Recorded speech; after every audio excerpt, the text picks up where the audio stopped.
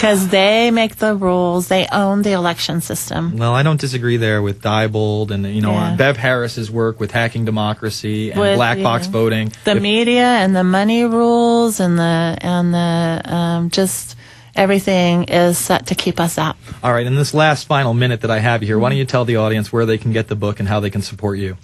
Go to Cindy Sheehan Soapbox and CindySheehanSoapbox.com. You can get more information on the book, how to order the book, and of course, we always really appreciate donations. And then also at Cindy Sheehan Soapbox Blogspot, there's a list of my tour. I'm going to many cities over the country. So you're going to be in Nashville next? I'm going to Nashville on Saturday. Many cities for the rest of the summer, and come out. All right. And listen. All right. Thank you so much for joining us. Oh, you're welcome. I really do appreciate everything you do. Cindy Sheehan, folks, go to the website right now. Go check out the book.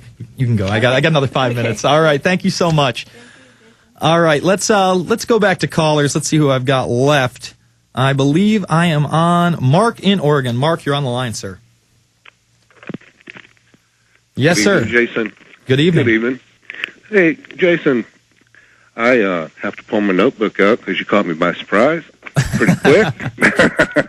In fact, I was dozing, but I woke up just before you got to me, and I appreciate that. How could you doze on the Cindy Sheehan interview? Well, I was just going to say, I was listening to the interview with most of my mind, and it did imprint. I wanted you to know that, but I was I was catching a little bit of a nap at the same time. Catch the phone there, so I can just go right to the idea. Jason, it's really now or never to pull out all the stops, I think, especially in light, and it's what I have in mind predominantly also, which spurs me to feel and to think like this, because there's every good indication, by all indications that could be, they're letting us know ahead of time. I believe it to be their full intention to. Now, whether they succeed in it or not, that's another question. We have to wait and see. We have to continue to do what we can do and see whether they are allowed to do this in the time frame which they have stated, which would be late summer, early autumn. And they're holding it over our heads, not just us in this country, but all dissenters all over the world, to engender the fear, to keep things in a state of suspension as far as really making any progress, I believe, is their tactic. Let's talk about fear for a second, Mark. I mean, you look at Australia, for instance. All the headlines, I'm seeing people put on the masks for the swine flu. Ooh, the swine flu is going to get you. And right here, CNN.com, Australian swine flu spike could force WHO pandemic declaration. Now, they already had to change the actual definition of what a pandemic was so that they could go to level 5.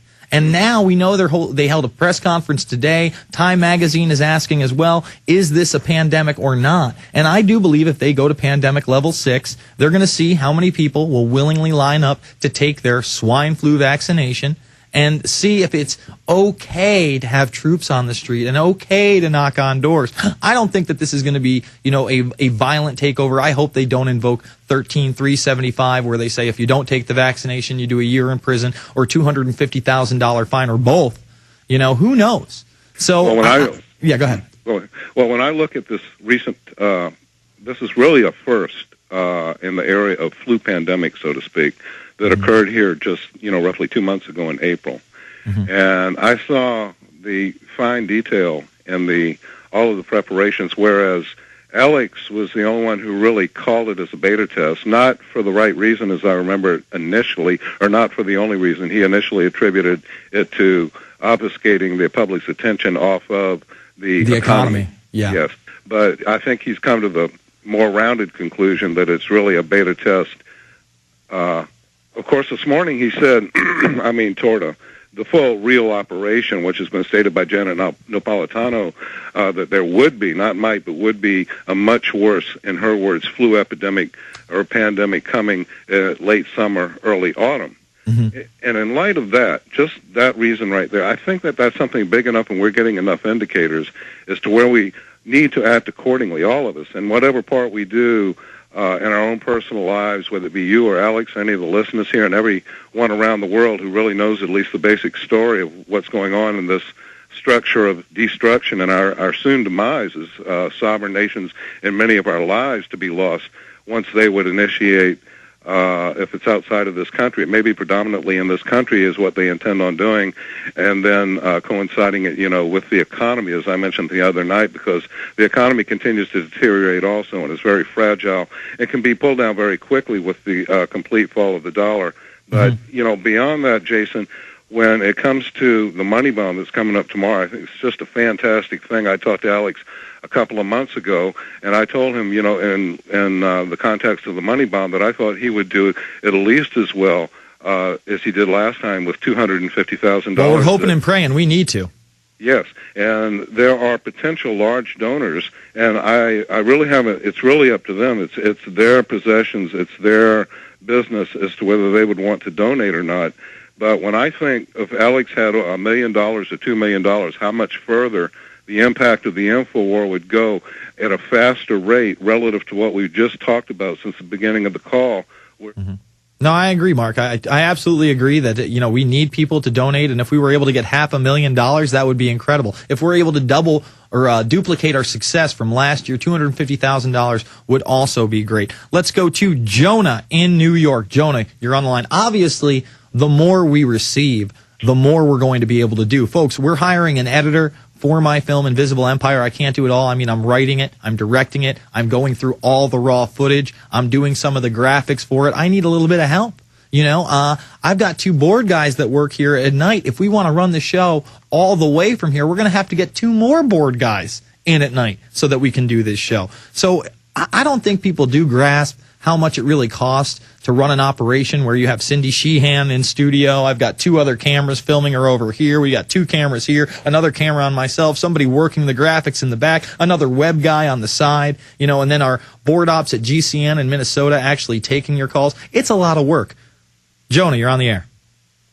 Hi, Jason. I wanted to bring up the issue of Codex Alimentarius. I think it's a huge issue that people are they need to research themselves and be aware of.